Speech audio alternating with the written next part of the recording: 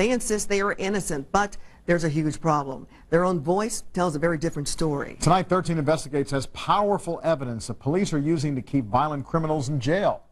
You're about to hear disturbing jail phone calls that have never been released before. Our senior investigative reporter Bob Siegel shows us how the calls have created an epidemic and how some counties are now fighting back. When I first met him, everything was just so happy. He was my best friend. Brooke Campbell says the man she fell in love with nearly killed her. When it was bad, it was horrible. Black eyes, busted lips. He choked me till I passed out when I was 6 months pregnant. In March, when Brooke tried to leave the relationship, that's when things got even worse. Late at night, her boyfriend climbed through a window and assaulted her.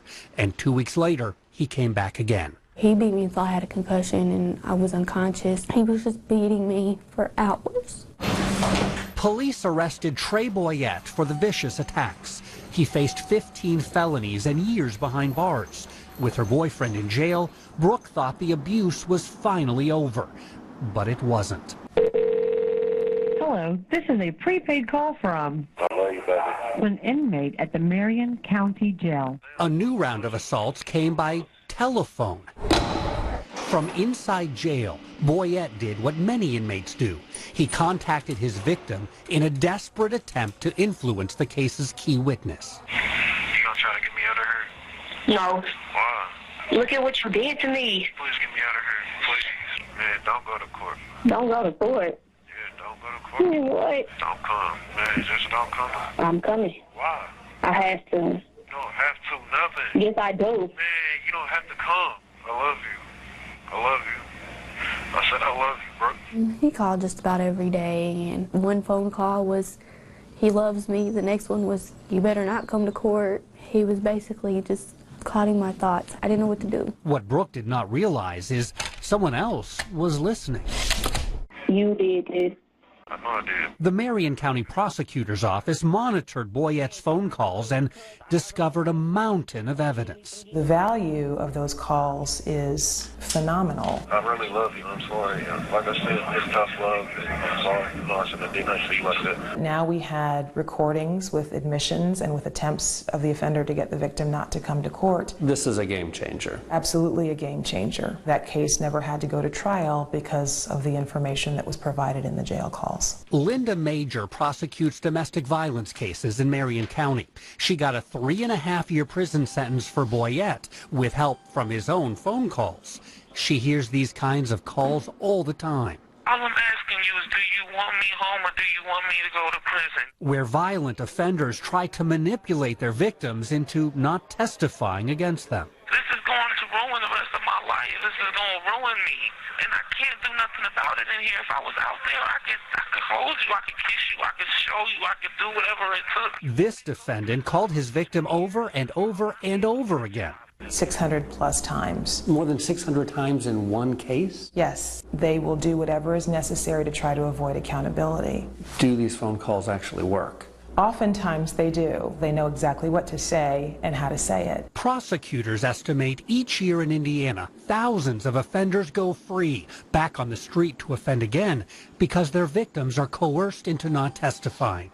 His main thing was always that he loves me and he would change when he came home. It worked. He tricked me. I think it's a serious problem. The prosecutor in Madison County says it's actually an epidemic. That's why he has a full-time investigator assigned to monitor jail phone calls every day. He may listen to a week or 2 weeks worth of jail calls to find one word or one sentence that could make a difference in the outcome of a jury trial. It's worth it. Absolutely, it's worth it. And these jailhouse recordings aren't used only in cases of domestic violence. In Madison County, they provide crucial evidence against drug dealers, rapists, even murderers. When police discovered 2 people shot to death inside this home in Anderson, key evidence came from a jail phone call when one of the defendants, Nason Smith, talked to his friends about the murder weapon. Jacob threw the gun in the yard. When they started searching us, they found our work. Then they went back and got the gun. And jail phone calls sent this murderer to death row. Frederick Bear slashed the throats of a young mother and her 4-year-old daughter near Lapel.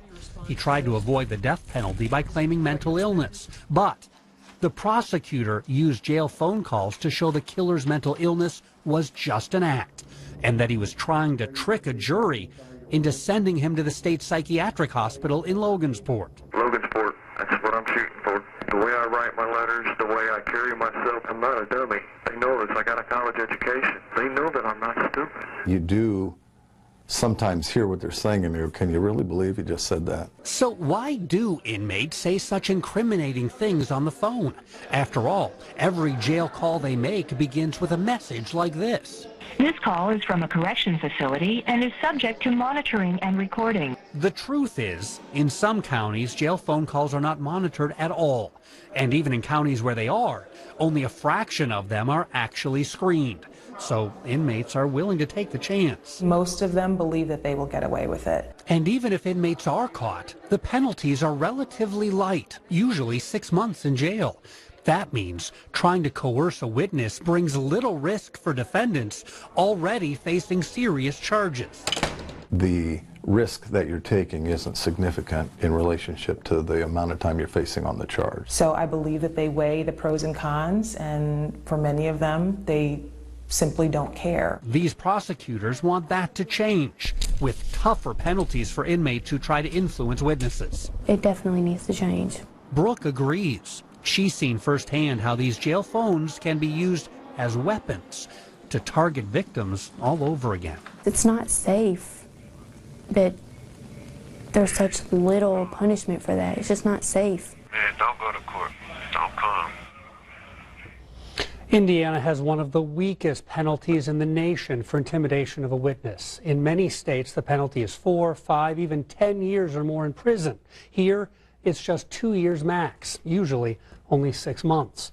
After learning of this investigation, some state lawmakers are interested in changing that, and area prosecutors say it's long overdue. It really is amazing, Bob, how many of these calls these inmates are making over and over and over again. Actually, last year in Marion County alone, 1.2 million phone calls made from the jail.